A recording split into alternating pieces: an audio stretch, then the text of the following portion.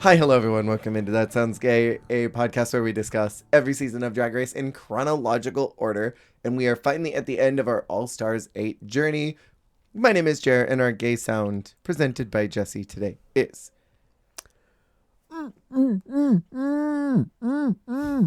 It's cold. Very cold.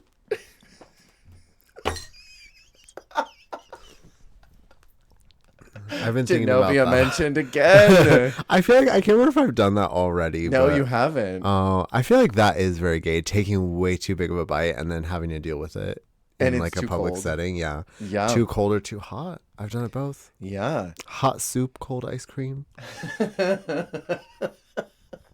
What a good film that is. We mentioned Genovia months and months ago. It's been a long time. I can't wait to talk about Genovia when we discuss Global All Stars. Does Genovia get I don't know. mentioned? Oh, I'm like, is there someone who's got a background doing Princess Diaries numbers or something? Well, Mia herself competes and she sweeps. That makes sense to me. She comes in sort of like how Pangina, like she competes for the first time, but she's already a juggernaut. So like, you know, they introduce everyone, Alyssa, and then at the end they're like, who is that? And they're like, oh my god, it's Mia Thermopolis. It's Anne Hathaway as Mia Thermopolis, but not acknowledging that she's Anne Hathaway. She's literally just playing Mia and competing in Global All Stars. And she shoots a flaming arrow through a ring for her talent show, and she lights the ceremonial ring, and that's her talent. We're creating one of those YouTube series where they do fantasy It's like versions. Yeah, it's like different contestants. Yeah. Mia Thermopolis' Drag Race. And Princess Peach does a wheelie on her cart in Mario Kart at Peach Circuit and ends up flopping the challenge. Yeah, and like Vecna like kills Sadie Sink or whatever, and then they get disqualified. Oh, mama, I'm crashing out again. Ooh, last week we talked about women on the go, in and out of the workroom, hostile work environments, mentally abusive mothers, and snakes. These are all vague book tweets about the last episode that we talked about. This week we're wrapping up All Stars 8. Pretty catastrophic last few episodes, yeah? But, well, yes, they're awful, but I also feel like there's also sort of some of the best content of the entire season comes out of a couple of these moments, you know? Not a soaking clock. Not a soaking clock. Come on, Monica. That's my favorite part is Kahana just living having for the boredom. the time of her life for that. That. So, what do you think about a top 3 challenge going to top 2? I know we kind of talked a little bit about this last week, but what do you think about this? I don't even like a top 4 challenge going into top 3 nowadays. We had that for All Stars 5, and then they did it again randomly in season, what was it, 16, yeah? Something like that. In this modern era Drag Race where we've had a top 5 before in a season with like multiple saves, it's like, okay. Yeah. Let's just do a top 4, especially because most of the times the winner is so cut and dry anyways. Having a bigger pool does make it feel a little more dynamic. Right. And makes it give the illusion that it's fair. Or Even it still could be anyone's race, you know? Race? Race? You know, I wonder sometimes at the producer desks when they're workshopping the season, they get to a certain point, what makes them determine that it's going to be a top 4 or top 3? Like, do they look and go, you know what? We fucking hate Q and we hate Blair St. Clair. So we're going to bring this to a 3. You know, like what happens? Or is it just that they booked only a certain amount for the finale? Like, what is that? I was going to say it is very like tabletop game. Like, okay, roll for your finale size, and then they're like, oh my god, I only got 2, we have to do a top 2 finale. Like that's how they like storyboard these like fantasy seasons, these IRL fantasy seasons. They're sitting down with dice That feels like that with this season. Diabetica. um, and I mean, isn't it also weird too that they do lipstick polls even for this last episode, knowing mathematically that it's not going to work? That no matter what happens, the winner of or the top all-star of the week will need to choose a lipstick. Yeah. Diabolical. Diabolical. That's a new drag name. Diabetica and Diabolical. And they compete on the duo season of Drag Race and go home second, which is diabolical. Period. I wrote down too that thinking about it, like even Canada's Drag Race with the Beaver and Espana 5 with the heart pieces, like they stopped it at a certain point and said, all right, you guys don't have power at a certain point in the competition because they probably want the ideal group going to the finale. Yeah, and also just like avoid messiness like this. Mm-hmm. Like, okay, you have a beaver and you have two people you can choose to give it to, like, because there's top three, one person gets the beaver, or no, like even like that, you know, like it just gets whittled down too much. Where it's like we shouldn't be doing lipsticks for three, like that. Like you're saying, it doesn't make sense. It always is going to include another party, and it just feels like we're doing too much at this point. Right. I don't know. I don't appreciate the way that this season was constructed already, but even the end of this, mathematically, it doesn't work. So they might as well have the final say. I feel like with bringing it down to social game this close to the end, I don't know. It sort of makes it that much more upsetting of a season. Yeah. That, like, even production wasn't totally involved in this. And also on Candy's side, she really is choosing her poison at that point. Which one do you want to get beaten by? Do you want to get beaten by Jessica or do you want to get beaten by Jimbo? Because I think she said that she really thought like she was going to win. She thought she was going to be able to beat both of them. Or that she'd be able to beat Jimbo specifically.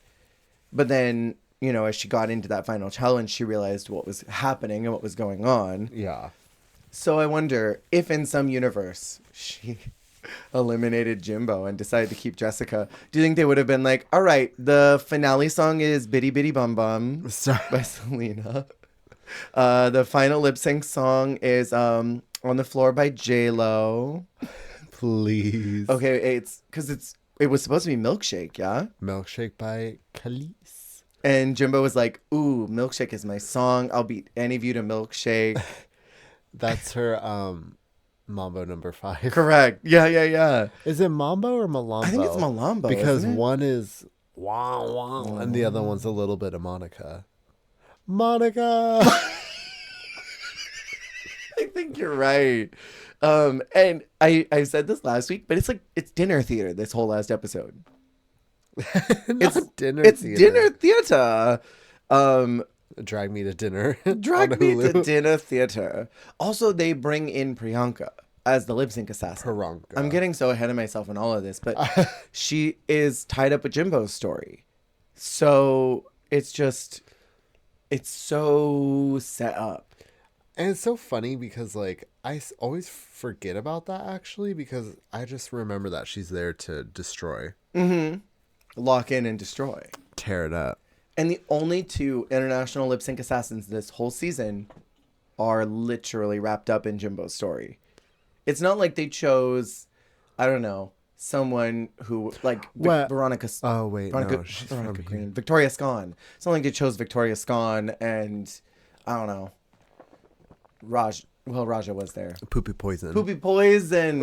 Right. It's not like they chose them. They chose literally two people who are wrapped up in Jimbo's story. Picture it. Uh-huh. All Stars 12. Okay. Plasma just won her 4th challenge.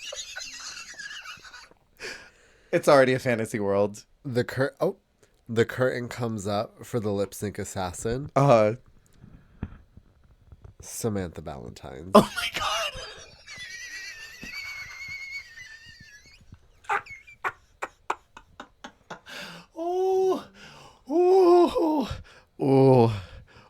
yes. I'm picturing it. I'm seeing it. Is there a Yes. wig reveal? Is there a costume change? Well, there's a wig reveal, but there's no wig under. She's just Right. taking her wig off. She's just bald. And there's also a costume change, but there's no costume. She's just taking her clothes off.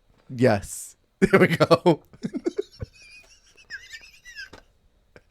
Woo. And then the next episode, the lip sync assassin, is Valenciaga.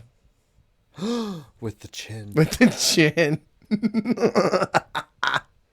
The mini challenge this week is to do a photo shoot doing the Jean Paul Gaultier perfume bottle. I have seen this a million times, but I had no idea that it was Jean Paul Gaultier. I'm trying to think of what the original bottle looks like. I've seen it before, but I couldn't draw it for you if I wanted to. But yeah, I didn't know that was him. And can I also ask, is this episode not a little funny that they say it's a celebration of the first letter of the LGBTQIA? We're celebrating lesbians this week with the smallest group of cast members possible. Is that not a little funny to you? They're like, lesbians, all three of them. All three. I would have loved this challenge if it had been 6 of them. You know, Like when we would bring in like 6 jocks. yeah. Oh, yeah. Shouldn't we celebrate the primary number or the primary people of our community and then the biggest group possible? The for backbone makeover? of our community. The backbone. Show me the bottle again. Well, because I recognize the striped Oh. one. The man with the chest. Is there a woman? I wonder. There's got to be. Parfum? Oh, de parfum. Oh, yeah, body. Body. Who said that? Body. Le parfum. Oh, that's what they're doing. That's the one. That's the one. That's totally the one. So then, That's totally perfume. wait. I have too many questions. I have too many questions about the history of this design. Any that you want to vocalize now, or do you want to keep them internal? Well, because, like, is this modeled after the look for Madonna that they did?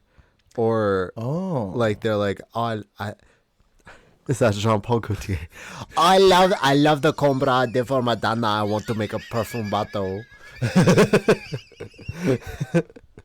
I obviously do not do a French accent. Or was he like, oh, Madonna, I want to make you like my perfume bottle. I'm throwing up. That's so funny. Look at this eau de toilette. I want you to look like that. You know what I mean, though? Like, which came first? Yeah, chicken or the egg. Was it Who's Madonna? the chicken? Who's the egg? Is Madonna the chicken? I think she's more chicken than egg. She's definitely more chicken than egg. They meet our top 3. We have Amanda, who is, I wrote down, said like Amanda Tears. She literally uses the Spanish pronunciation, and Jessica got so excited that this girlie was here and seemed very much ready for her. But then the weird thing that happens, Jessica had won the mini challenge, yeah? They don't let her choose the partners like they always do in makeovers. They make them choose from a box of lipsticks, and they get randomly assigned. Jessica doing good this episode means fuck all. It means nothing. It's so rigged. I've said that all season. It's so rigged. It's ridiculous. They didn't even let them pre-select like they did with the Little Women. Priyanka Select. That sounds like a product at the store. Yeah, Priyanka Select by Coco. I'm not well. Nor am I. I did enjoy the various conversations about femininity in the workroom. I thought that was kind of important to have. Especially, we see a lot of the contestants come on to Drag Race talking about masculinity and what that means for them as AMAB people. But we don't often see the AFAB contestants coming in and talking about that. I thought that was really cool. Yeah, it's such a fun spectrum to see that conversation played out with between like gay like drag queens and then like lesbians, of like the different spectrum of like, yeah, like what you're saying, like us, like your assigned experience with Mm-hmm. gender, and then also your lived experience with gender, of like your Yeah. own choosing and like forging that path. But they obviously both had like different backgrounds and then different like articulations of their gender journeys. I So it's cool loved to see their that. Kendall gender Their journeys. Kendall gender journeys. I loved them. I wanted to see more of them. I mean, I would love like this every season. Yeah. Get more lesbians on Drag Race, please. They're like, it's lesbian week. I would live. Like it's Snatch Game week, and then there's Rusical week, and then Lesbian week. Yes. I would live. I love lesbians. Lesbians are so cool. They do everything. They literally do everything, and they protest and they march and they organize. They can build a car. They can paint building sides and do beautiful art on the street. Like, they do everything. They just do it all. They're so cool. And if you get a lesbian bartender at a gay bar, they're going to make you the best drink. Ooh. Love. There was this one girl who used to make stuff at the Hamburger Mary's I used to perform at, and Jake would get stuff from her. And anytime I take a little sip, I'm like, ooh, that's the moment right there. They're just great. I love lesbians. This week, Rue comes out looking like she came from that season 5 blanket challenge. That's nice. She literally looks like she came out of the blanket challenge. Please, except that some of those were better tailored than this. Drag Zaldi, drag him through the mud. She was just like, this is fine. I'm not really jazzed about this challenge anyway. The prompt is drag family resemblance, which you and I have complained multiple times about. It's so inconsistent. Much like Jessica's performance in this challenge, it doesn't mean anything. It means nothing. Art Simone, that means nothing. That's brain rot I need to remember more. Art Simone saying that means nothing. It's nothing. It Only was for so her good. to come back like 3 weeks later. Yeah, right. And they also are told that they have to lip sync to a mashup, which I'm sure that you, of all people in this entire room, were not thrilled about. See, I love a makeover, and Yeah. I hate that they make them perform. Me as well. What would you want to see them do so that there's some type of activity involved beyond just the transformation? Or do you not want to see that at all? I mean, like, I just feel like having to walk in the gig is already like so terrifying and humiliating. Having to learn like a dance performance or lyrics. To peanut butter. Yeah, hate that. I liked the passing of the brooms. The exchanging of the brooms. Yeah. The laying of the brooms. But that was more so Kim's design than the challenge design. That interpretive dance really was crazy. Stupid bitch.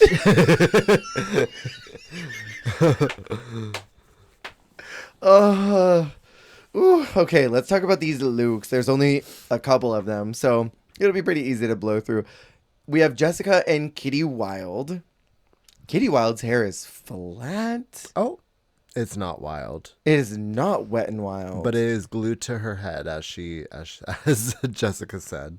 It is. I love the design of these. I think this animal print sort of it's in the, what is it? It's in the oh my god, what is his name? Xehanort. It's in the Xehanort line of fashion. Not the Xehanort. Yeah, I love hers. This is such a Jessica performance look. Literally, it's so hard because it's like it looks like it looks like when a video game character gets a new skin that looks like their default skin, Right. But it's like 1,000 credits, and you're like, what the fuck is this? Right. Or it's like it's the same thing, but it's got like a spikier shoulder and like see-through arms, and like it's a slightly different shade. You're like, this is just their regular outfit. It's the same picture. Yeah. Totally. It's giving that. But the cosmetic on the left, that would be like 10,000. This would be like 25 USD that no one would want because it's too expensive for so little. She did snatch her makeover Totally. fiercely. She did that thing where she like painted the work on, which I love. Yeah. I don't know, for a makeover though. It's not bad. I hate that weird little like hip pad thing. Not pad, but like floaty. Well, Yeah, what is that? they look like a sleep mask. They look like two sleep masks. Like, With a hook on them. yeah. It looks like the marquee queue things that they put up between the Oh, the stanchions. stanchions. Yeah, it looks like that. The ropes between the stanchions. But also looks like if she went out with her toddler, she'd be like, okay, hold on to mommy's strap. It's like a handle that the kid holds on to while they're at Trader Joe's. Do not let go of the cart or you will not get cookies. We have Jimbo and Sassy Delicious. Whew. Rough. Miss Sassy Delicious. Can I just say, I love Sassy Delicious. Also, like, what is happening this week? Like, the divas are out of garments. Yeah. Well, Jimbo wanted to do a clown look. And Sassy was like, no. I did not come out to Drag Race to get dolled up and turn into a clown. No. And Jimbo's like, okay, well, I have these dresses from H&M, I think, so we can wear those. But I'm like, Jimbo. Jimbo. You could also sew. Why did she buy this dress? I think that's what's crazy to me is that she does actually own this. This came from her, unless this was someone else's, this theoretically came from her closet. And what did she buy this for? To me, it's more like a character dress than a runway. What if this was a quick drag dress? Well, it's very like her playing sexy to me, but it's not like Jimbo knows how to do sexy. I wasn't going to say it. But then what does she have the second number for? Like, in her head, she thought, okay, if we can't do the clown one, then I guess we can bring out the hoochie dresses for the makeover. And that should be good enough. I wonder if the one that the makeover's in, I wonder if like she unzips that in a number and she has her giant like tits, like her boob plate. Because it zips down the front. Like I could see her having like her like humongous knockers in this dress, which is why it's also a little baggier. Maybe. Because it can get pulled up a little bit more. I could see that. And then she unzips it and unleashes the puppies. I could see. Who let the dogs out? Do you, what was her name? Oh my God. Was it Takara from Top Model? And Jay was talking about her. She's talking about her boobs. And she was like, when she released those puppies, they were full grown dogs.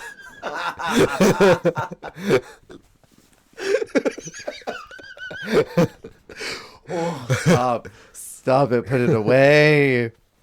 I don't like it for Jimbo. I don't like it for a makeover challenge. I don't like it for Drag Race. I don't understand these Forever 21 dresses.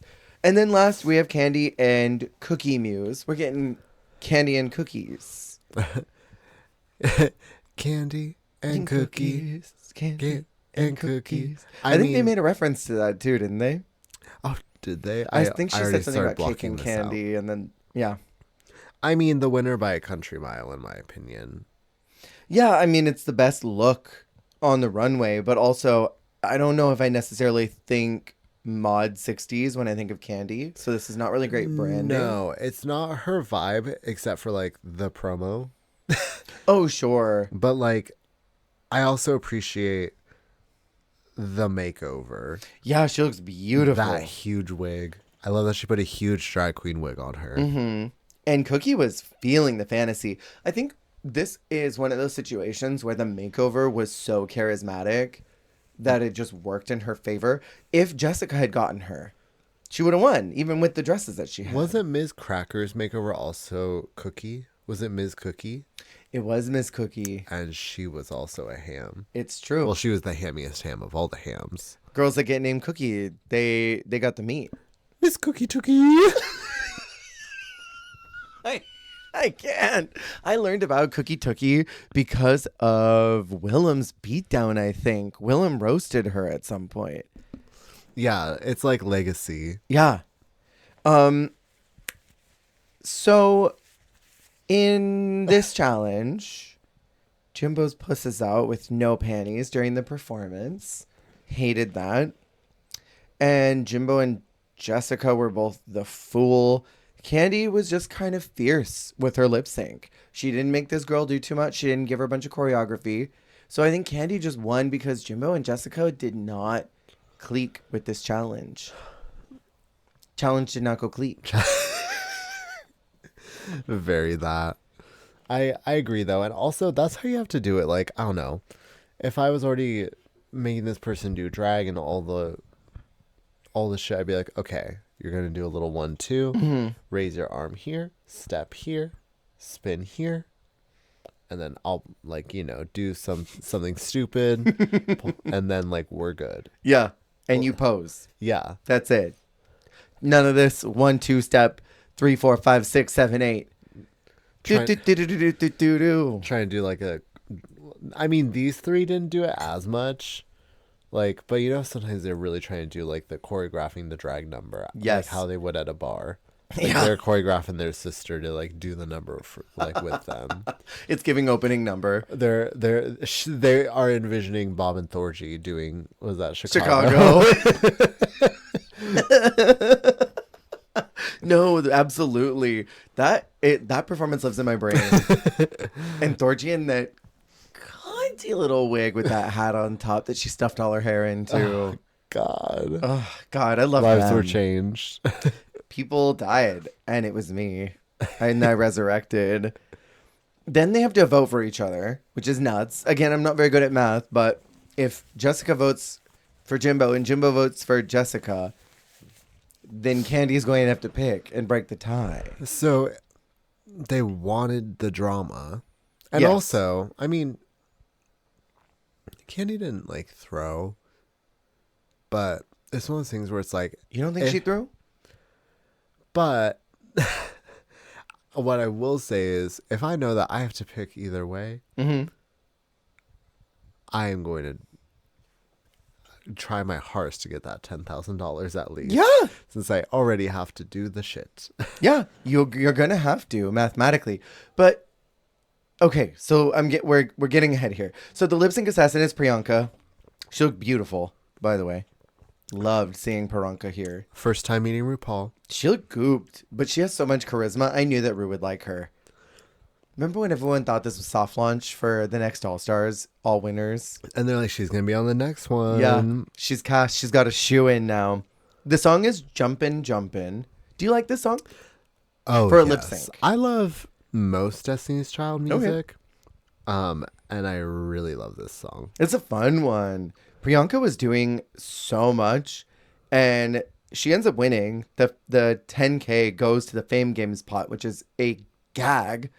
But to shock and awe, Priyanka has 2 lipsticks, and I love that she didn't vamp at all. She was just like, I got 2 of them. Which, okay, I'm glad though, because imagine if she just started with Jimbo and then a long pause. She's like, wait, Rue. Sorry, I have another. Like, because, we've seen it one way before. Yeah. But it was like, could you imagine if she like faked everyone out? And the producers wait. are like, don't you have another Long one? extended pause. She just says Jimbo just stands there. Tries and, to like, hijack it. Looks at Jimbo. She's like, oh, sorry. Wait, yeah. Also. That's what I would do. It's theater. You might as well. Let's improv a little bit here. Or, wait, that's the T. No. Knowing that you have 2 lipsticks in your titty and pulling out the first one and seeing Jimbo and being devastated and crying and like falling to your knees and like being like so shook and be like, oh, and then realizing you have another one and then pulling out and be like, I have another one. I would have died. Or it like just pops out. You're Yeah, like oh, what's that? As they're like on their hands and knees weeping. Yeah. It like convulses out of their corset, and then they're like, "Oh my god, what is this? Ruins another lipstick." Oh, that would have been everything. I would have died. And Candy's face, she fully looks gooped. She was like, "Oh shoot."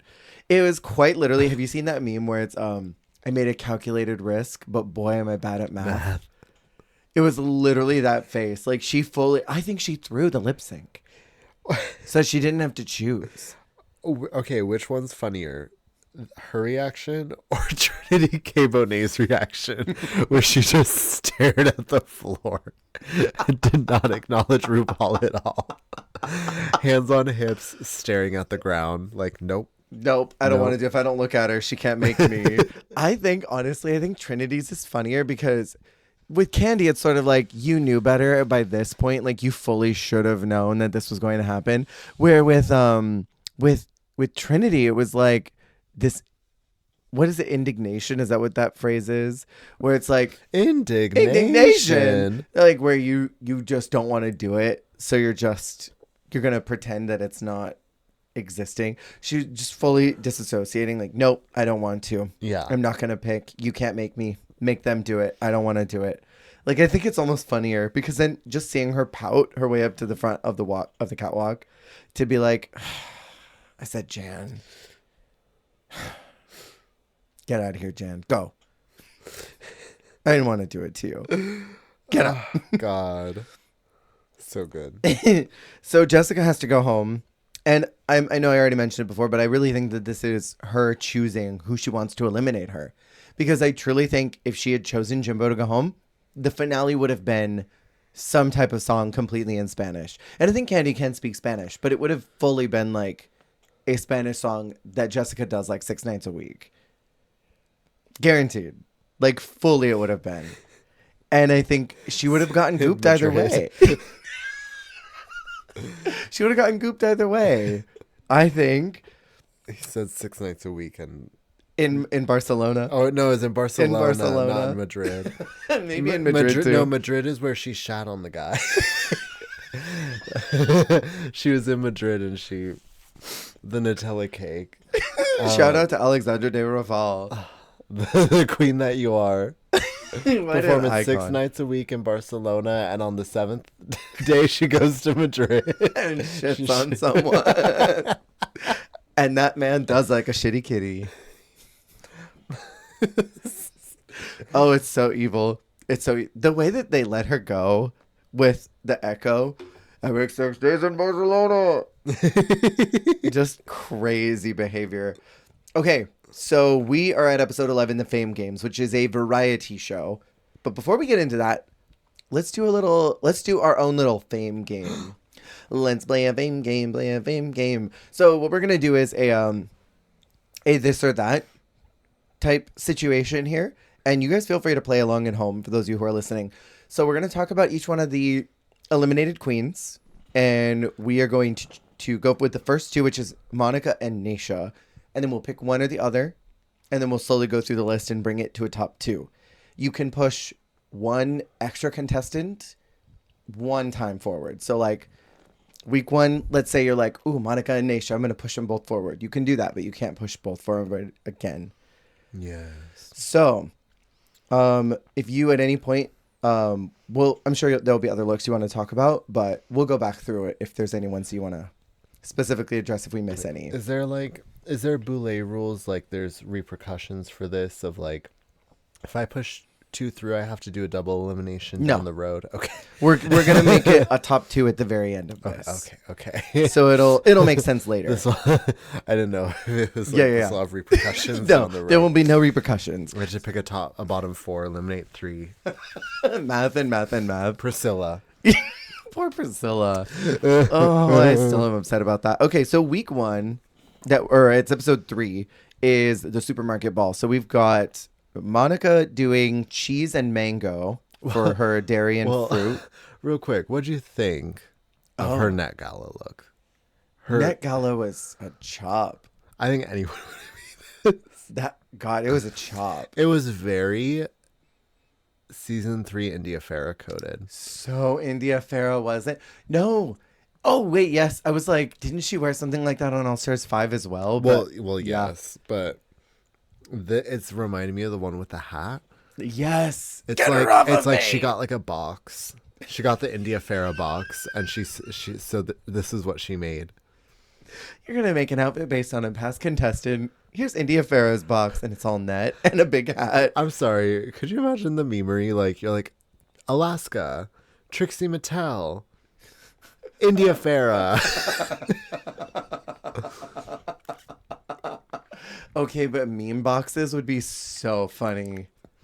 There's a Lala Reeboks and it's just paper and Paper paper bags. bags. There's a Mimi I'm First box and it's a bunch of eyeballs. It's camp. It's camp. So yeah, for Supermarket Ball, she's doing cheese and mango, and then Naisha's doing milk and cookies and watermelon. So you can choose one or the other. Or if you want to push both of them forward, you can. Well, could you imagine week 1? See, it's tricky because I actually really like the milk and cookies look from I Naisha. love that from Naisha, yeah. It is so sickening, but then watermelon is sickening in the worst way. It kind of reminds me of like a bad version of her neon look. It sort of does look like that, doesn't it? Yeah, but I don't like Monica's mangoes.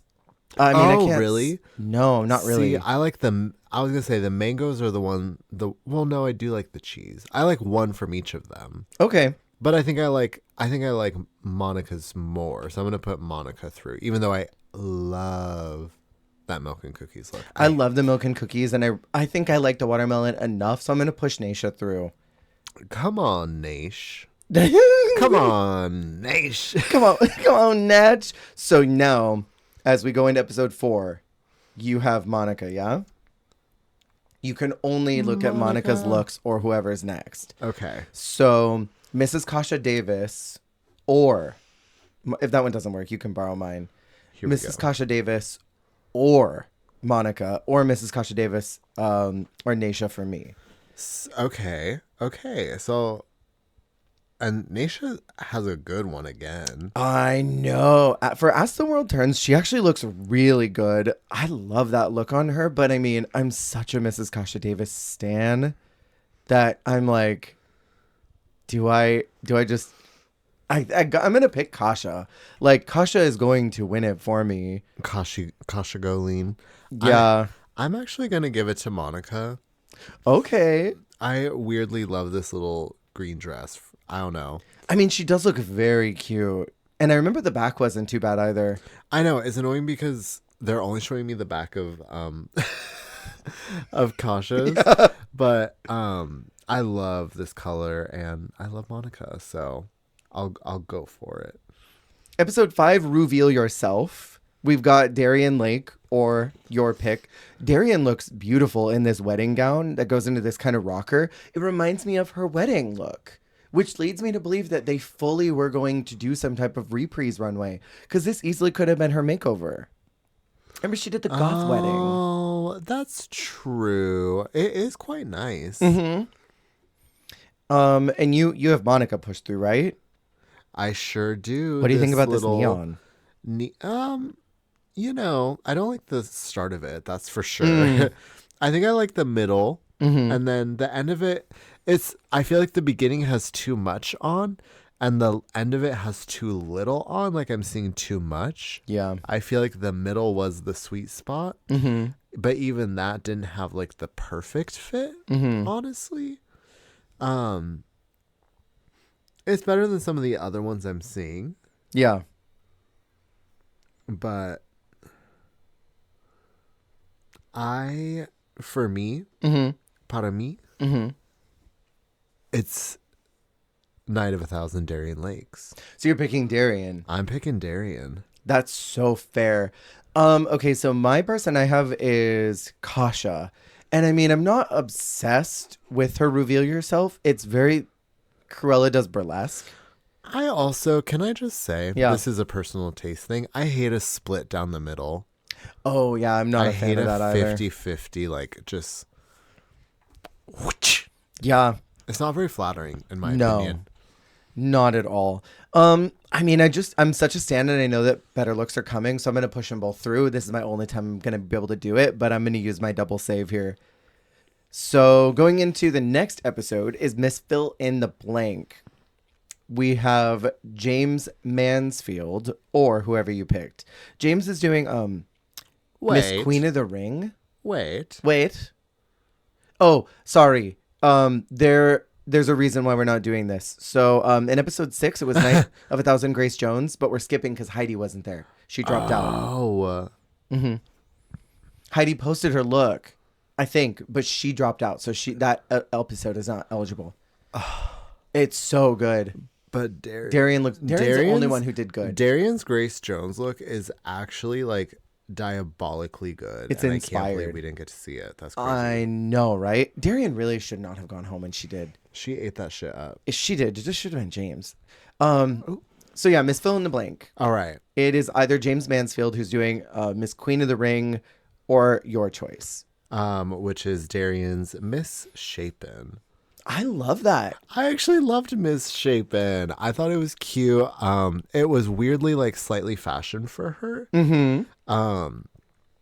And I think it looked a little more modern, like the pastel hair and like I don't know. I just thought it was different. I thought she looked good, and she's my winner of the two. I didn't really get what James was going for. Yeah, I don't like it. So yeah, I'm gonna give it to Darian. Well, and with Darian too, if you remember from season 6, I think it was during the puppet challenge, she had Courtney's puppet, and she said, Darian, you're not fat, you're misshapen. And this is such a good callback to that. Full circle, Brenda. Full circle.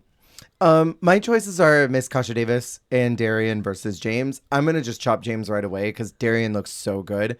And Mrs. Kasha Davis is Miss Senior Citizen and Miss Ariana Grandma are so stupid. But I'm not going to pick Darian, or I'm not going to pick James. So I just don't like this Miss Queen of the Ring. Yeah, that's so valid. And then in episode 8, we have there were no looks, but you can retain, because this was a sewn challenge. This was the winner, baby. You can keep Kahana and Darian if you want for the next challenge, or you can chop one of them. Oh shit. It's gonna be a mercy killing because Darian's snow bunny look sucks. Yeah. I'm just gonna let Darian go because she had a great run. Uh-huh. Her Grace Jones look, incredible. Misshapen, cute. Yeah. I'm honestly doing the same thing because I know it's coming down the pipe. So I'm going to keep Kahana and Mrs. Kasha Davis. Yeah. I feel like it's an upgrade to have Kahana in the coming run. Yeah. Okay, so then episode 9 is this the pageant one? Oh no, it's Snow Bunny. Sorry, I was scrolling up and I lost my place. So it's Snow Bunnies. You can choose Lala Ree, or you pushed Kahana through, right? Yes. Or you can keep them both.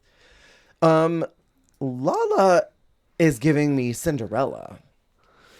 Yeah, it's giving her color palette was snowy in a way, you know? Mm-hmm. I love Kahana's look. She literally looks like a parade character at the Disneyland parade for Christmas time. Hers is great, and it's also respectfully before this style kind of got old. Yeah. The like backdrop of like the sort of sculptural thing that she was doing, like I feel like it's definitely been elevated since, or not elevated, but I feel like it's definitely been like a lot more widespread since then, and that kind of style, but it looks great and she looks great in it. Yeah. I also love Kasha's. Sorry.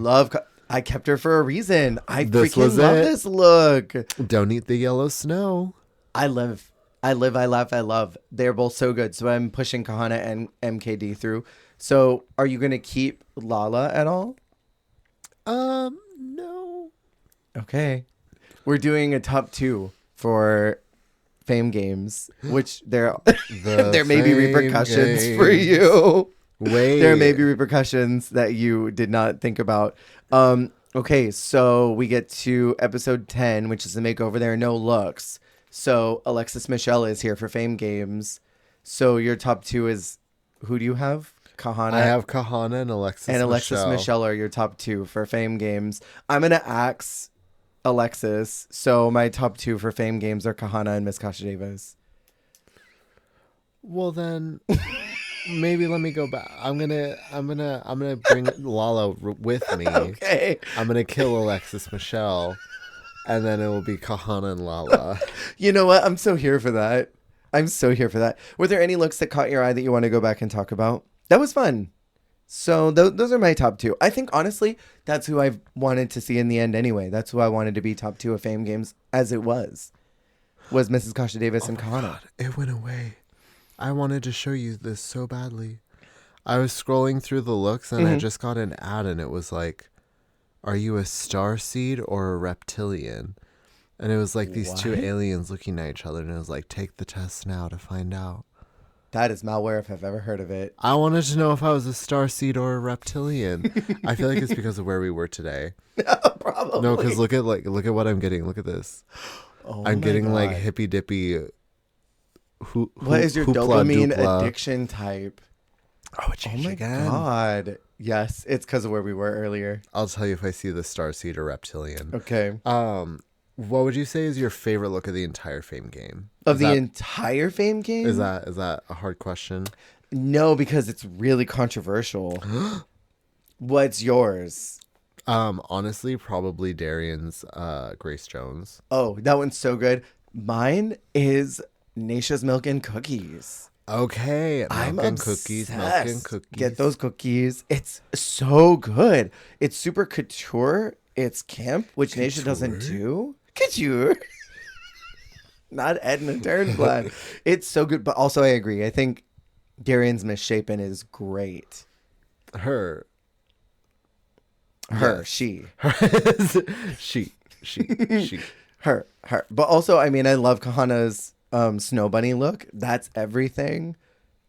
And I just love Mrs. Kasha Davis. Mrs. Kasha Davis. Kasha Davis. So the girls are all brought back to the workroom, going back to the episode. Everyone that's been eliminated. And they do the reading challenge. Which, what do you think about it being at the end of the season versus at the beginning? I feel two ways about it because, like, in some ways it's sort of gratifying to see someone who didn't get a chance to shine, like, do amazing at the end. But then also it's a bummer when it's like, I would have loved this at the beginning. Because also I think about, like, okay, well, what would the vibe have been if, like, this was, like, how we started and then we started with Lala winning? Spoilers. Yeah. That would have been sickening. Some standouts for the reads that I really liked. Jessica to Lala. Every Thursday night I think about your fashion. Because that's when I take out the trash. She did amazing. She was so good. Oh wait, sorry. I answered your question about the talent show. At the end. But the reading challenge, I actually think, okay. Sorry. Okay. Talent show, beginning. Reading challenge show actually makes sense at the end or further in. Yeah. Because I feel like the All-Stars that they do, because this is also an All-Stars problem. All-Stars will do the talent show. My brain is rotted. It's because I'm trying to pull up the talent show list. Yeah. They'll do the reading challenge like episode 2, episode 3. I don't think that's the T. No. Because the reads that they have prepared at that point then are like, oh, I knew this person might be here. Yeah. So I had this look like this. I had this read like ready. Yeah. In the can or written for me. Yeah. So I think waiting till the end, you get to let everything simmer. Maybe you come up with better jokes along the way. Yeah. I don't know. Or worse, like propositioning sex. I'm going to punish you with my dick. Like, what? Hated that. Do you ever flirt with someone in a Mae West voice? In a highly inappropriate manner in front of a room of 12 people, 25 cameramen, and then millions of Americans watching at home. Yeah, just casual. Just casual sexual harassment on national TV. Yeah, I also really enjoyed Mrs. Kasha Davis to Jessica. I don't know if you remember this. It was so funny. She's like, Jessica, we love your music. Mr. Davis and I played it all the time. at our parties when we want the guests to leave. Good shit. Good shit. Fucking love Kaja. This one's kind of random. Uh-huh. I keep thinking about Monica telling Candy that if drag doesn't work out, she can sell hot dogs like the one she stores in the back of her head. It's so evil. That's so diabolical. It's so evil. God, I wish Monica got a couple more episodes. I would have loved to have seen a little more of her. I mean, she's just a hoot. Yeah. In any capacity. In another universe, she lasted a few more episodes. In another universe, Mrs. Kasha Davis didn't go home at the ball. In another universe, the top two is Jessica and Heidi, because Heidi never quit and RuPaul didn't pay her dust. Heidi ho. Heidi home. Kasha wins the reading challenge, which finally a win for her in all of Drag Race, but she deserved it. And then they are told that they're going to do the Fame Game talent shows, which we talked about what I called riggory before, that I'm still going to refer to as riggory. What is this on the way? This was when I was having a stroke trying to talk about the loading. talent show versus the reading challenge at the end of the season. It's because it's all like, it's that thing where it's like a boo-boo file. Yeah. Like whoever uploaded these files is boo-boo. It's literally my husband. That's what the ad says. Also, the ads that I have taking over my fandom.com the wiki fandom is evil. Yeah. I wish I didn't have to use it so much. I hate the wiki. Because also, like, yeah, I rely on it because I basically have it open at all times. Because even just like seeing the woman in the outfit, it takes me there. Right. I'm transported. So I feel like I need to constantly be staring at them to like remember it. Remember when you remember. Remember when you remember. But the riggory that I mentioned before, Rue says that there will be a top two that she's going to pick from the Fame Games talent show, and they will get multipliers to their fan votes. That is rigged if I've ever heard it in my life. Like, what's the point in saying that we as a fandom get to choose who's going to win the Fame Games if they get the last laugh in the end? Like, yeah, it's their show. They can do whatever they want. But don't tell America that they get to choose. Okay, well, what's this giving for democracy? Because what if it was like, okay, presidential elections, the moderator of the debate is going to pick the winner of the moderator. They're going to pick the winner of the moderator. The moderator is going to pick the moderator. They pick the winner of the debate and they get a multiplier. That's crazy. Or like, campaign trail, some random person picks the best speech and they're like, you got the best speech, you get a multiplier. It's so sinister of an idea. Imagine a dystopian world, like a TV show where it's like a reality show, but people competing to be the president. Well, it's like, isn't that how like Cat's Eye was formed? Oh, I think so. It was like a reality show. It's like a show like the Idol group. So Jimbo and Candy are moderating. Moderating? This word is stuck in my head now. They are hosting the Fame Games since they're the top two. Yeah. Can I say? They made me cringe. They were... I feel like they didn't really contribute much. Nothing. They were about as useful as the person, on Reels where it's like a clip from like a movie or something and then there's just the dude like in sunglasses at the bottom. Like, yes. Or like the person dressed as Spider-Man like staring at you watching the clip. I know exactly what you're talking it's about. Like those channels where it's just that. And it's like clips you want to watch, but there's someone on the bottom of the screen. So some it's like random person. Content farming. Yeah. Yeah. It felt like that. It felt like Jimbo and Candy were like content farming the talent show. But which one of them was in the Spider-Man suit? Ooh, I think Jimbo was in the Spider-Man suit, and then Candy's the one where it's the guy in the sunglasses, like looking completely inquisitive, So let's go through these real fast. Monica is first doing Not a Soul Can Clock. This was such a meme, and it still is. Not a Soul Can Clock. with that like Not so garage clock. band ass audio mixing. Like literally her vocals like her voice was like this. And, Sounding like she's in a tin can. but like it was like so crisp but so poorly mastered at the same time. Like her voice was like in my ear, but it also like was not part of the song. I don't remember what she said she recorded it on, but I'm gonna make up a lie and say I think she recorded it on her iPhone or something. She recorded it on her iPhone on a tiny mic. The little TikTok mic. Yeah, on a little TikTok mic.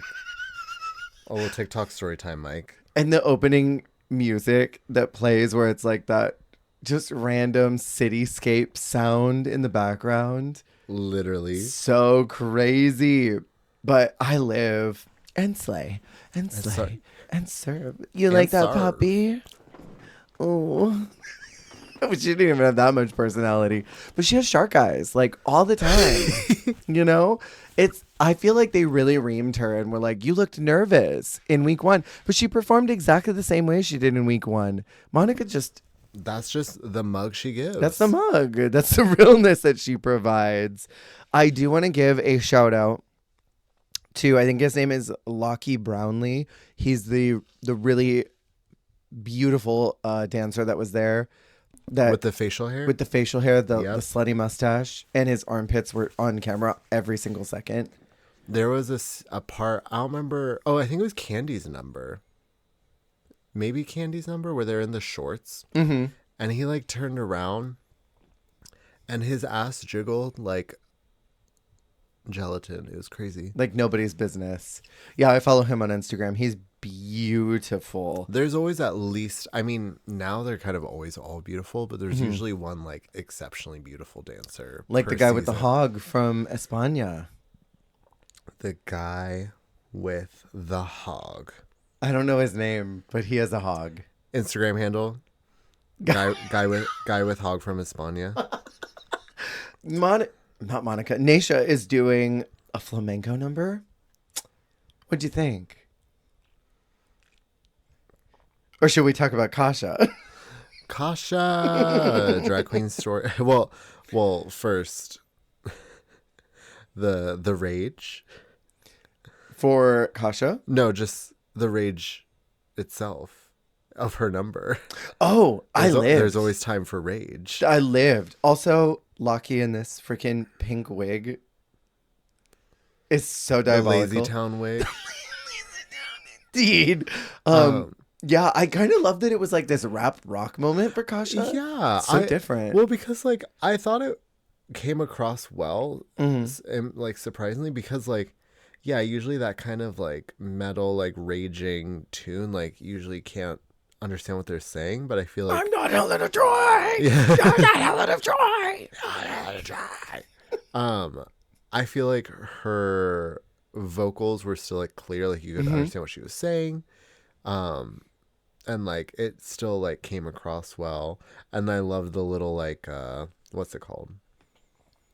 Like at the end when it was the drag queen story hour, there's a little like at the end. Yeah. And that it ended as drag queen story hour. I also just thought that was cute. It's really cute. It was super topical. It's still important for now, but at the time, Drag Queen Story Hour was under fire across the United States. People were campaigning against it. I just really enjoyed the messaging. I loved how she looked. Yeah. She, not to mention her again, but Samantha Ballantyne's. She took her wig off and put on a new one. It was great. This was my top 2. Was it here or was it in the reading challenge where someone said the only queen where the children protest drag queen story hour? Wasn't it Kahana that said that? I thought that shit was funny. That was funny too. That was good shit. Darian is doing a stand-up, which I kind of blocked this out from my brain. Oh yeah. I didn't remember it until I saw it, and then I was like, no, you made the wrong decision. I don't think she was bad. I just think it's the problem of doing stand-up in a talent show number. You are halting the energy momentum so that Yes. everyone can pay attention to you. And unless you do something really memorable and get people's attention going, you kind of lose me. Like, if anybody ever goes on Drag Race ever again and decides they want to do stand-up, I need them to do what Lady Bunny does. Go out and do a number that's like a song, and then you stop, you tell a joke, a canned bit. They're so canned because you've got all these bits. And then, you know, a little musical bzz, bzz, bzz. Yeah. Hey, blah blah blah blah blah blah blah. Like, I need that just to keep the momentum moving. I get what you mean, because it is sort of a change in rhythm, a change in vibe. And even like for her, that was the best it probably could have gone for like a stand-up in that flow. Yeah. And it still is just safe. Like, she did good, but it's really hard to win with just like doing stand-up, even if that is like your, like, I think even like Bianca, I don't think she would just do stand-up. No. Well, and if you were going to do stand-up, you'd have to be first. True. Okay, well, maybe that would be the way to do it, is like get things popping, you know? But you'd have to have a banger set. James, I think, is doing the talent show number. There are so many girls that come out that they don't really have a talent or something they can do, so they make something up. They stick a kazoo up their butt and then play sounds. Hateful. Don't do it like that. I love Balenciaga, but like, that's a talent show, really. Because like, she was playing the kazoo through the bear. That's why she had that. I think she was squeezing the sound out of the bear. I watched it again. I'm pretty sure she's squeezing the bear to make the sounds. I thought she was just... She was just like I thought she was queefing out just her butt. No, I thought she was just butt sinking. Maybe. Like, I thought it was just a track. Oh, that could have been it too. I thought it was from the bear. But there are a lot of girls who do these, I don't have a talent, but here's my talent. Yeah. And I thought that James did it the best, being Yes. like, I can't split, but I have these. I Yeah. can't do that, but I got these. It was great. It was very cute. It was very her. It was very vampy and campy. Vampy and campy. That's my new drag name. Vampy and Campy. Nope. I was trying to make some sort of weird Ivana Vamp pun, but... Ivana Vampy, Ivana Campy. Period. Okay. So we have Kahana next. Can I say? We have Joella Puss at home.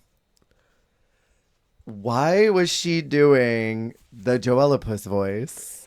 Drag is not a contact sport. Because it wasn't Joella, but she was doing her best Joella impression. It was a little we have Joella Puss at home, wasn't it? It was. I also don't understand why she did a cheer routine. It doesn't feel like Kahana at all.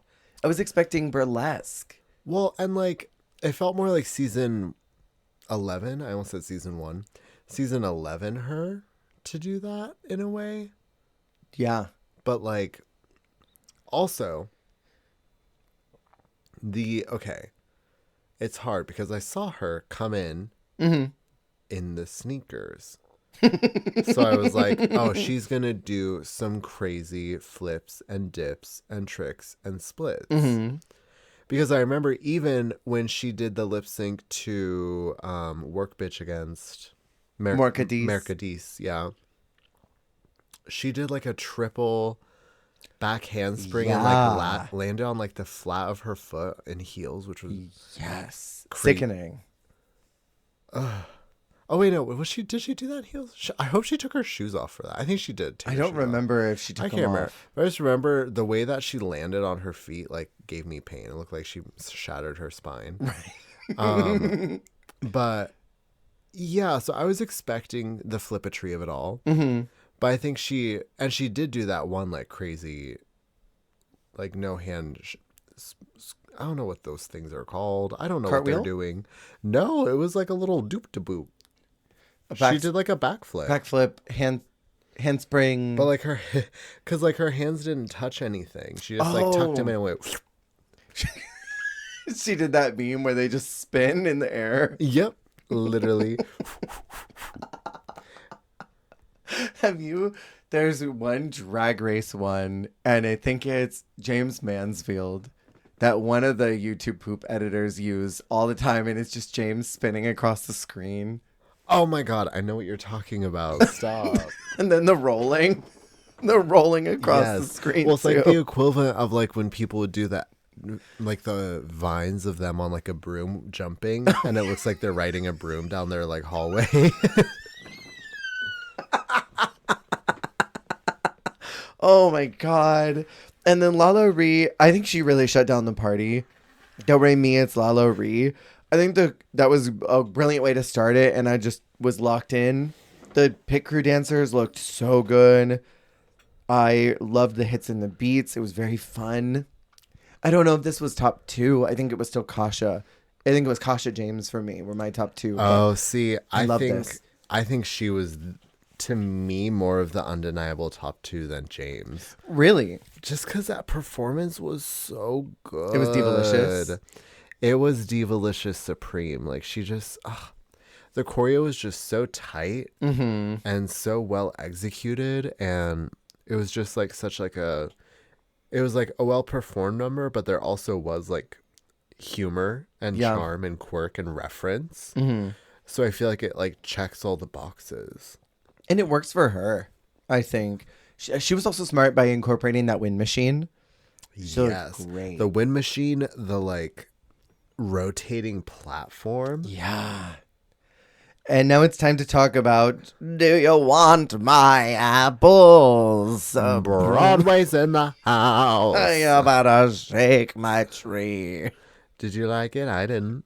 I did not like it at all. I hated it. I thought it was really bad. Next is Jessica Wilde. Period. Can I say this is literally exactly how she performs? I think I've seen Jessica motorcycle being loud out there. I've seen Jessica perform, I think, twice. This was This is quite what it was. literally exactly what she does. And I'm kind of obsessed with her saying, I have to do a talent show. I'm just going to give him the old Tuesday night, second number, third encore. Let's hit it. The old razzle dazzle, hair flip, hair flip, hair flip. Yes. The one that looks like she's going to break her neck. Literally, like, but also it's the way that like her neck is so loose. Like I can't even like rotate and spin my head that fast. Like I feel like my cartilage, like I feel like I'd paralyze myself. Yeah. So it's the way that she's able to not only like do it with control, but do it so like fast and like whip her neck around like that. She does the running in place thing, I think, better than any other drag queen does. You know, that one where they're like, foof, foof, foof, foof. Yeah. Yeah. She literally like, she her body's like, it's made of jelly. Yeah. I remember one time I tried to do the drag queen head flip, hair flip thing with a wig pinned on. The wig stayed, but when I finished, I literally saw little black spots like for a minute. You know, like when you just, you get that head I was rush. like, what came out of your wig? Crazy amoeba, girl. Crazy amoeba. Asbestos.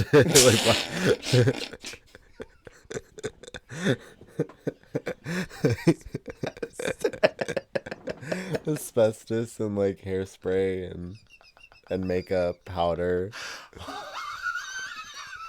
Have you or a loved one been affected by a wig asbestos? Call 1-800-WIG-ASBESTOS today. Oh, I'm going to throw up. But yeah. But you're like, have you ever had a head rush so bad that like you see black spots Yeah. everywhere? That's what it was. Get So up I'm too like, fast. how did Jessica do this and not lose her vision permanently? Or like I feel like I would do that and I'd be like, oh my god, I pulled it off, and then I would immediately fall over. Does she need to breathe in the paper bag? Die. So Jimbo and Candy do their own performances, but I hated them when they first aired, so I skipped them for this rewatch. Do you have anything you want to say about them? You don't have to if you don't want to. I hated them, and I'm going to be the mean one here. They were both awful to me. There's certain things now where like my brain is melted because like I don't know how to describe it, but like things that came before AI,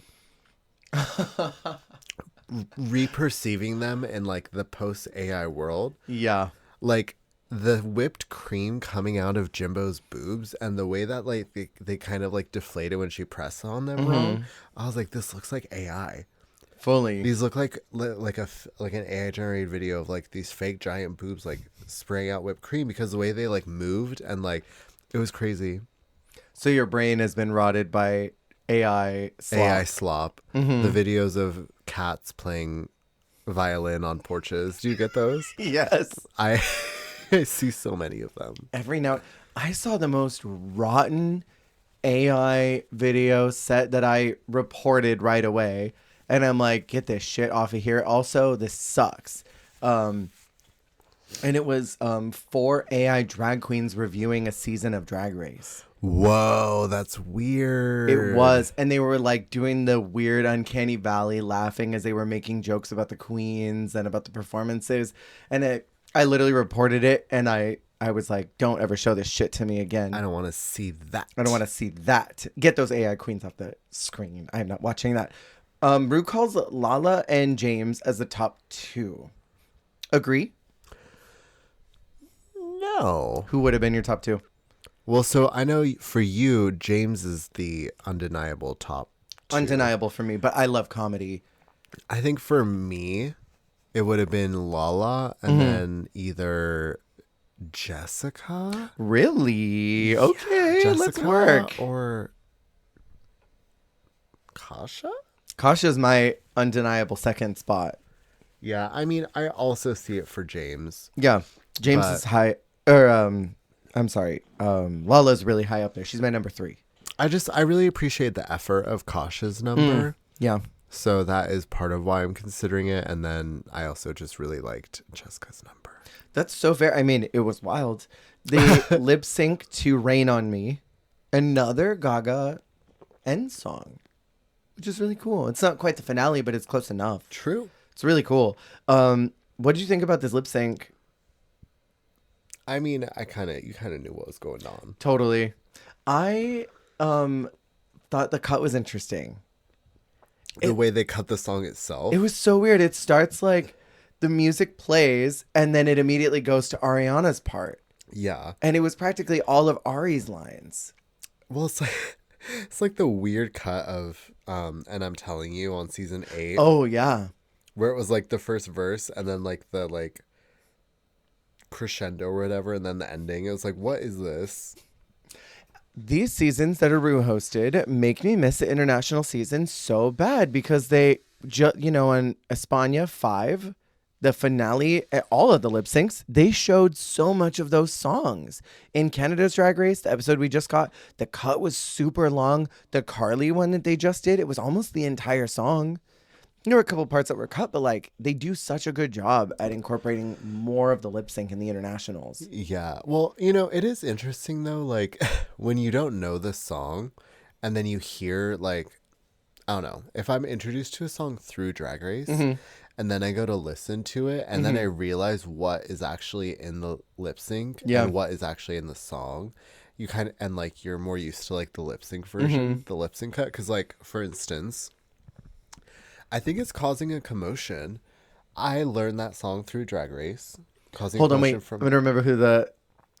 Oh, hold on. We got the motion causing... Who is that? It's Cynthia and... No? That season, yes. Okay, wait. Hold on. It's Peppermint? No. No. I'm going to lose my mind. Who's causing a commotion? It's Naomi and Acid Betica. Season before what... Oh, I was thinking Cynthia season 9. Oh, yeah, wrong Cynthia season. I forgot that she was in 8 It was too. the original Madonna. Yes. Okay, sorry. I was losing my mind. No, you're fine. I was imagining Peppermint to that. She lip synced to a Madonna song. She did music. That's what it was. Which was Cynthia. So, that's where my wires got crossed. It was Madonna. You're so right, Diva. It was a Madonna of it all. I listened to Causing a Commotion on Spotify and I realized the part that they come into in the show is the second verse. So I'm like, there's an entire first verse and chorus that they get out of there before we get to what we see on the show. And stuff like that fascinates me. Yeah, what the heck? This one is interesting, this Rain on Me performance. They call them both as winners. James gets a 2-time multiplier and Lala gets a 3. I just wish that they didn't get the multiplier. They should have just gotten money. That's so fair because like it kind of nullifies the point of the fame game itself. Yeah. Also, I feel like Lala kind of won that single-handedly. The fame games? The lip sync. Oh, the lip sync? Yes. But they did their best to not show her. They kept showing James. But it's like, obviously Lala was like dancing it up. Like, and we saw James just kind of Jamesing. Jamesing. What was that? James. And then episode 12 is the grand finale, which is basically a big fluff episode. While the Fame Game queens play games with the big pink furry box, Candy and Jimbo do Leland original numbers. And literally the Yes. eliminated queens get a bunch of money. Like tons of money and prizes. Literally, which like I loved that. That was the best part of it. Yeah. Thank you, Sunday Riley. Thanks, Detox. I skipped Rue's performance because I never, ever watched them. I don't like them. Oh, isn't this a Call My Mother fight between Candy and producers? Because the rumors are during the production part, during all the rehearsals and everything, they were told your finale lip sync is Milkshake. And Candy allegedly was like, "Oh, I smell a stunt. I see what you guys are doing. We're not doing that." And they said, "Well, that's going to be the lip sync song." And she said, "Well, then I'm going to go home. Yeah, if you guys aren't going to change it, then I'm going to go home and you have fun filming your finale." And did the infamous "Call My Mother, I'm leaving. I'm not going to be here for this." And then they changed it. They were like, "Okay, sorry, you're right. We won't do a Milkshake. We're going to do this other song that Jimbo would be really good at too." Who else recently said "Call My Mom"? Was that Zava? That was Zava. "Call my mother right now." He has an addiction. He was addicted to me. Um, so Jimbo has the first original song. I like that she was in her original Canada entrance look. Like that was a fun throwback. Yeah. What do you think about her number? I remember being born. It was cute enough. I mean, like, I feel like it was kind of like weird and meta, like she is. Mm-hmm. But also, like, I don't know. I wouldn't listen to it, No. you know? And she's such a terrible performer. I didn't want to watch it. Drag her. I will. And then Candy's is Pay Me With Money. It was about paying her cash and not with compliments or gifts. I liked this one more. I liked it more, but I didn't get it for her.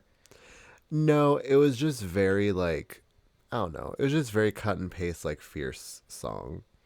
Um, These came across like Leland wrote songs for RuPaul and was like, "Hey, do you want to be paid in money? I know you like that." And Ru said, "No, I don't like the song, but hold on to it. One of the Drag Race girls can have it." yeah. No, very that. I didn't like either one of these songs. Not for them. It made no sense. This was not Legs or what was Bob's I Like to Show Off. This was not even Sleepwalker. This was that Sleepwalker. this was that praise song that they gave to Ginger.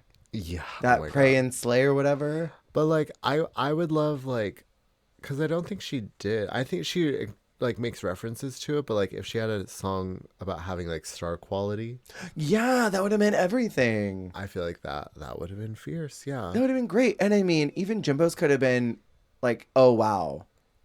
Could have been oh wow or like Mama You Hungry. Yeah. Oh my God, that could have been great. And then there could have been a line in the middle of it like, "What should I do, Tiny Umbrella?" Okay, I'm rewriting both of these right now. Okay. Candy's is about having star quality Mm-hmm. and what she does to have star quality, you know.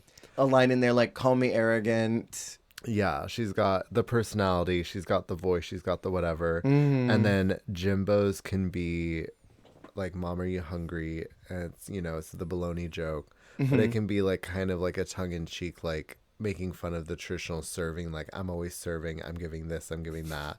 But it's like bad choreo, like "I'm always serving baloney." I don't know. that's fierce. They could have been rewritten. Let's join the RuPaul Drag Race team and fix all of this. Then we get the finale runway. Let's talk about these divas. Let's talk about that divas. Divas. Monica first, in purple. I don't like the wig, but I love the dress. I think the wig didn't need to be purple. No, it could have been a natural color and she would have looked sickening. I don't love the hem of the dress, That's fair. but she looks gorgeous. I love how the feather looks, though, like that ostrich or whatever. It's so light and fluffy. It reminds me of her very first look. The one that she went home on. Oh, It was in the same yeah. exact amethyst color. Full circle. Yeah. We have Naisha in An absolute serve. Like, what is this? Normally, I don't like the concha dresses. I think that's what those are called, the little desserts. Normally, I don't like those. Oh, that The is little, what that is, the little isn't bread. it? I don't like concha dresses, but this is everything. It also reminds me of that very like pageanty, like Mm, not comparing her directly, but like something that like you could see like Trinity the Tuck totally. wearing, where it's very presentational. It's something you'd see on like a super polished queen with that like sort of regal, sort of structural collar back piece. I don't know if I love the pink dress with the pink wig. Hmm. I would almost love if the wig was a different color to tie into the jacket more. Oh, I see that. Like, I don't know. Or just like, I don't know. The pink wig also doesn't look like it belongs to her. That looks like a pheromone wig. I think the pink, yeah, for finale, it doesn't look like recognizable her Hmm. enough. But she looks good.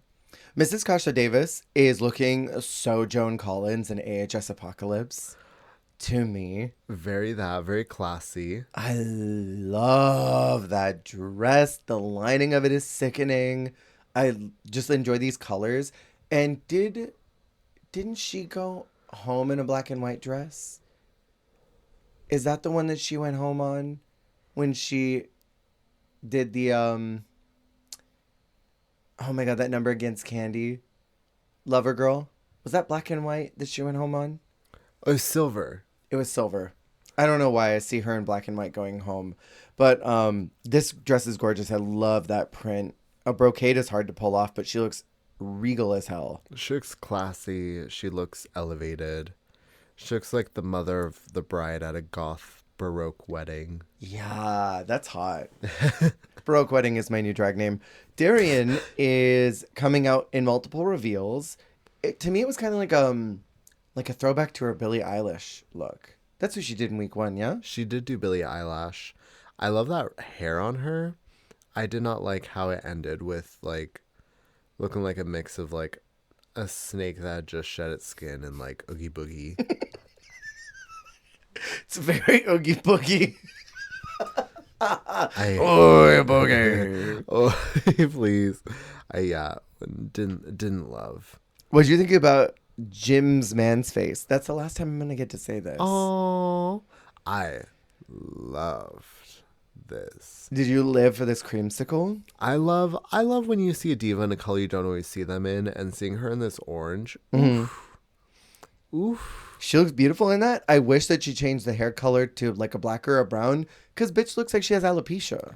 Yeah, the blonde is sort of like invisible. Yeah. Yeah, like a brown like she did for her like Aztec look. What was that? Oh, the As the World Turns? Is that what? Yeah, the As the World Turns. Or that very As- first look?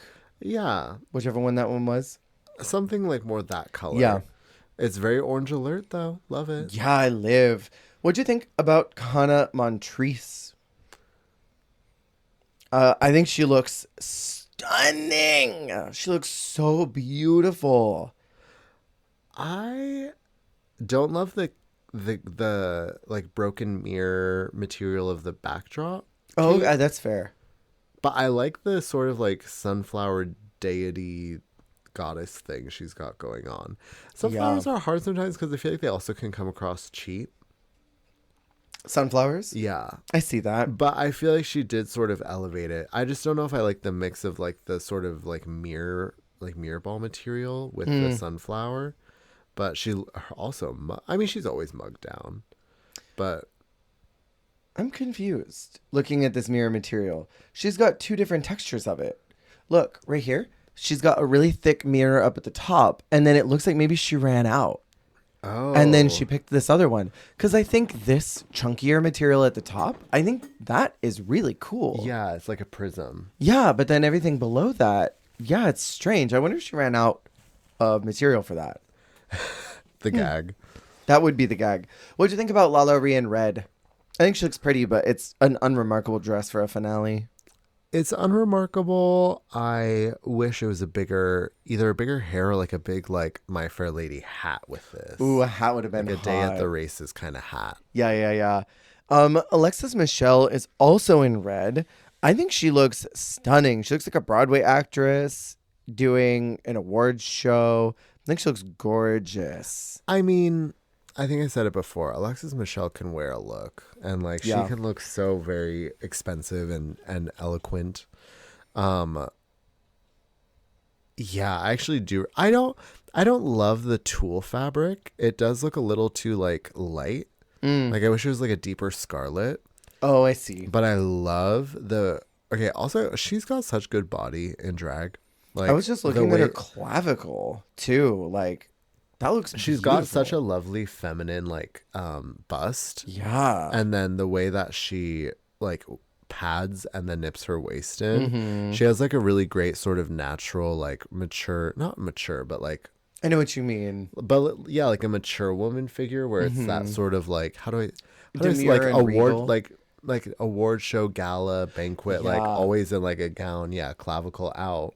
Mm-hmm. She's built for that. But not salacious. No. A little tease, No. but not salacious. No, she's just, yeah, she's built to be in tight gowns at expensive events. I have one last question about Alexis Michelle. Do you like her apples? I'm so sorry. Jessica Haunting. Jessica is out next. I think she looks stunning, but I do not like fuchsia on her. Ooh, clock that. I wish this was the lining, that dark, almost plum color. I wish it was that, and then the fuchsia could have lined the dress. Color swap, and then she would have looked great. It's giving. What are you looking at? My dreams. Dreams of a golden child.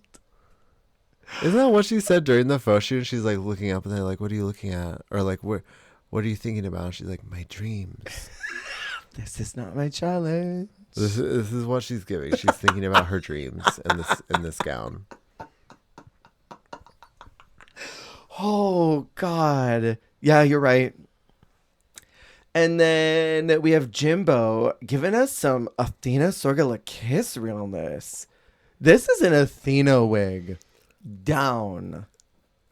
It's such a hot wig. It's such a cool wig, yeah. I love the way that the horns are like wrapped in the darker hair, and it's got the like tinier little horns in the front. Yeah. And I also do love this for Jimbo because it's a little more like taking her sort of irreverent, like bright style and making it a little more serious. I really, really love it. I love the dress. I love how psychedelic it is. It's graphic. And then I just realized she's got a part of her logo on it. She's got a part of her Jimbo logo down at the bottom of the mermaid skirt. That's fierce. It's That's really branding. fierce. That's great branding, ding. Then we have Candy in yellow, which is ironic. Yellow gorgeous.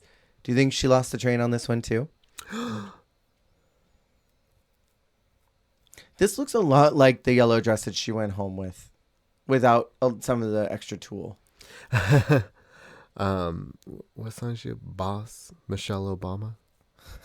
I didn't like this weird sort of like 20s. Like, what is this? Is it Flapper? Yeah. Flapper, I don't even know her. It's like Flapper meets like Cabaret. But like, I don't know. For a finale? I would love like a fuller like feathered skirt or something. Like, I don't know. It needed something more. It needed a train. And then Lala Ree wins the Fame Games, which I think was totally deserved based on how well she did in the finale. But I really wanted it to go to Kasha. I remember voting for Kasha. Oh, I don't remember who I voted for. I feel like I did vote. I remember voting for maybe it was Kasha or Darian. I voted for one of the two of them. And then we get the very final lip sync called "Do You Wanna Funk?" Rigged, set up by Sylvester. Candy looked pissed. She Go ahead. really was like mugging. Like, she's like pointing at them like, "Do you?" Like she was like scolding them. Do you want to funk with me? Do you? I'll beat you up if you want to funk with me. How dare you funk with me? I think she knew what was going on and she was mad.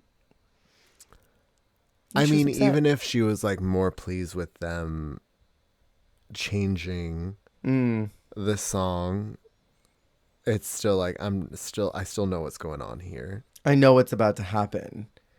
There's literally no way to even deny that. When they give your competitor the song that they say they would demolish you with, you know what's going to happen. Yeah. It's like when they changed the En Vogue song to Malambo #5. You brought it up earlier. It's literally that. Like, Detox sitting there, like, even if they gave me the En Vogue song, I already know that she's going to win. They wanted to set it up for her. It Yeah. doesn't matter what they send it to.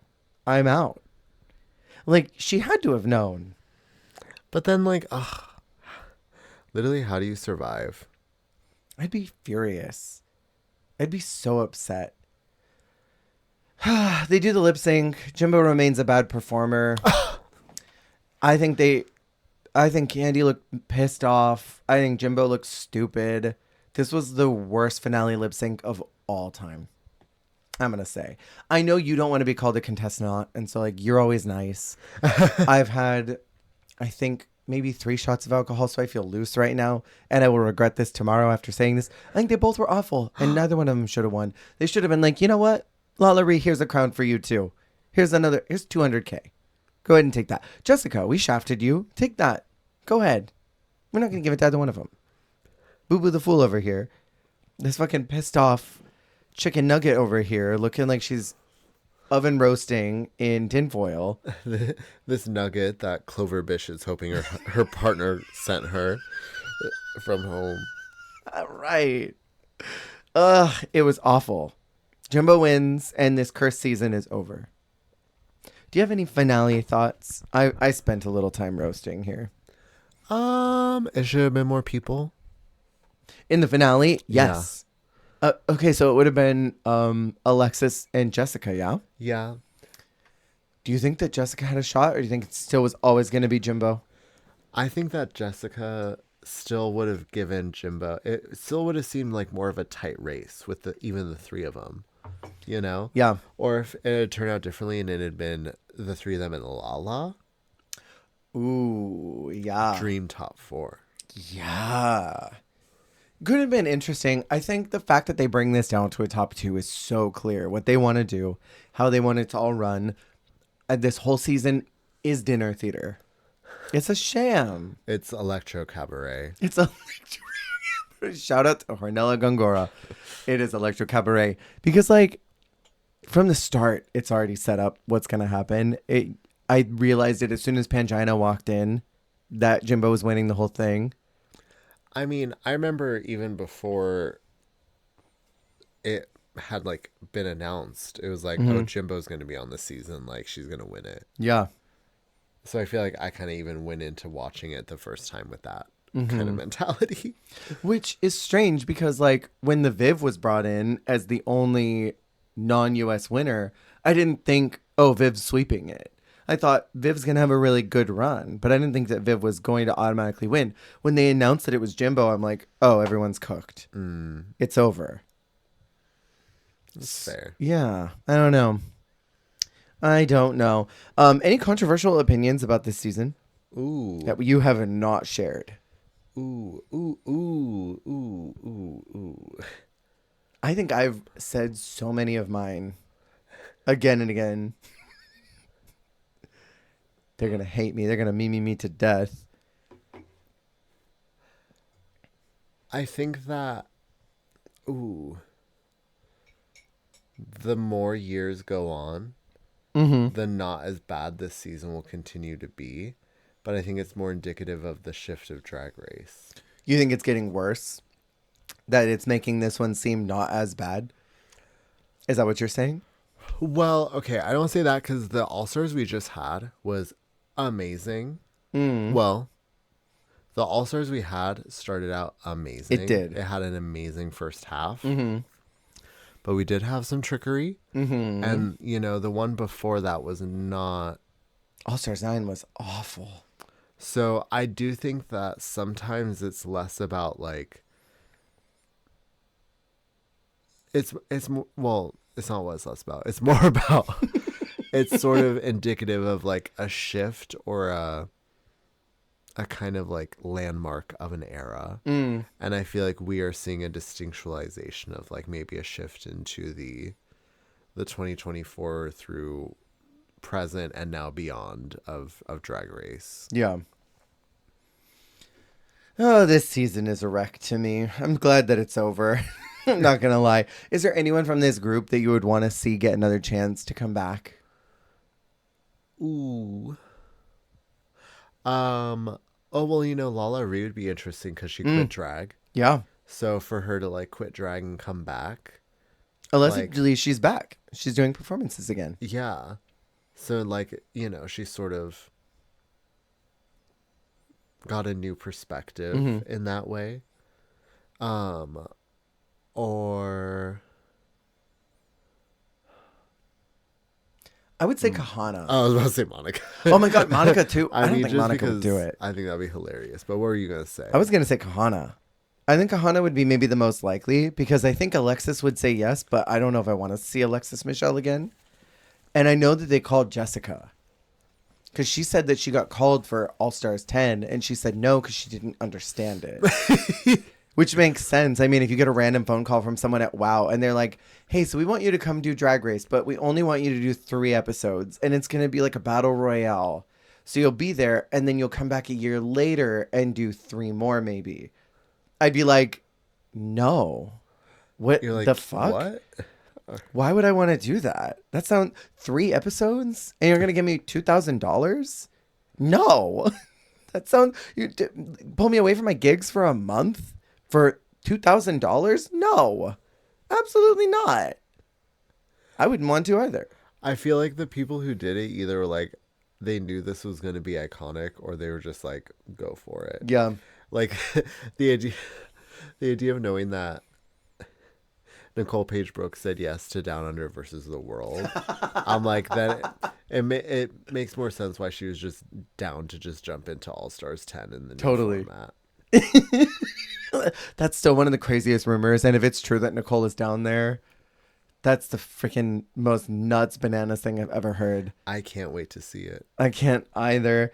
And then the last thing I wanted to know before we leave. Oh. Do you think, since I've been sharing my opinion this whole time, do you think any part of this was set up and rigged? Or do you think it just, the stars aligned? Well, okay. I feel like you can be like objective in saying that like even just Jimbo being there feels like a bit more above and beyond than like some girls get just for like, you know. Because like there are queens from US seasons who have had iconic moments. And it's not that Jimbo hasn't. It's just that Jimbo did on a different franchise. And like it was just very strange for them to come in with no precedent or acknowledgement of the peculiarity of the situation. Yeah. Like all season. And it's like, meanwhile, we still have queens who are wanting to be on All Stars, talk about every year wanting to do All Stars, never get asked to do All Stars. Yeah. And so, like, that is a bummer when there are people who it seems like we're kind of pulling some extra strings to have them there. Yeah. Like, that feels a little like I would feel discouraged because, like, I don't know. It just feels like there's something in the air like that. Yeah. Accommodations are already being made. And I think the whole thing with Jimbo was that she got U.S. citizenship. Did she? I think that's the whole thing of how she was able to compete for maybe the U.S. franchise and the U.S. money. I think she got American citizenship. That would make more sense if she was touring over here, that she just became a citizen. I'm curious if that's true. I think I would have been less bothered if it was like more of the UK versus the world cast. Like Jimbo came in and then Lemon and then Janie. Like I would have been like, exactly. okay, Or these even girlies just- are getting a bigger shot. Even just 2 or 3 have the potential of like the international alliance. Or just like maybe this is a one-off thing if they only do it this season, or oh, maybe we're gonna start having girls from international seasons, like get them thinking. Yeah, that would have been fierce to do in All Stars that incorporates maybe a little more US girls just so that it gets the audiences pouring in. Yeah. But that there's like 2 international girls each bracket, like do an All Stars 10 style. Yeah. But it's like Venus and Turing in one group. And then you've got like Vivienne Vanderpuss and Fierce Delicious in the next one. Yeah. And the third group is like Visa and Clover. That would be so sickening. And then just pull girlies from all over the world to come in and Yeah. compete with them, but in microdosing. Oh, we love microdosing. We do. So next up, it's speaking of Visa. Next season that we're talking about is Drag Race Mexico season 1. Oh my god. Valentina and Lolita, yeah?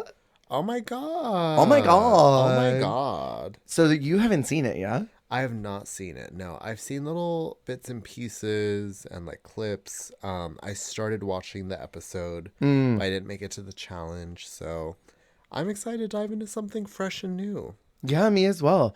Do you want to know something crazy that I remembered the other day when I was looking at our schedule? Oh. Nuts, bonkers. One of the first couple seasons that you and I reviewed when we were talking and sitting here, I remember talking about how a clip of Valentina on Drag Race Mexico had shown up and she was in this like green floral structured gown and she was just swishing on stage, killing time. Oh yeah. And a clip had surfaced of her just swishing. And we were talking about that. So Drag Race Mexico was theoretically airing one of the seasons that we were reviewing. Whoa, that's crazy. We're getting closer in the timeline where whenever we started doing this, seasons were airing that maybe we referenced and talked about. Our days in the bunker. Yeah. The previous old I'm days. feeling like River Song, like we're getting close to the end. Like Yeah, no, totally. the farther we go, like the closer I get. Yeah, right. Well, we are finally done with All Stars 8. We'll talk about Drag Race Mexico next week. I'm very excited for that. Same. I can't wait to talk about it. We'll maybe play it by ear, but it's possible we'll do it in maybe 3 parts instead of 4, depending on how the episodes go. Yeah. Because I'm not really sure what to expect. So we'll play it by ear. We shall see what this season has in store for us. Yeah, and this is Galavaro's season, I believe. Yes, I believe so. I know of from Drag Race Global All Stars. So I know that Gala doesn't win. But yes. I don't know who wins this one. I don't think I remember either. I wonder if we'll be able to tell right away as well. This isn't the season where the girl gets dog walked, right? That's season 2. I was wondering that. I can't remember either. Again, I guess we'll see. We'll find out. Thank you so much for listening. Remember, you're doing a great job. You're doing the best you can, and that is all you can do. Goodbye. Bye.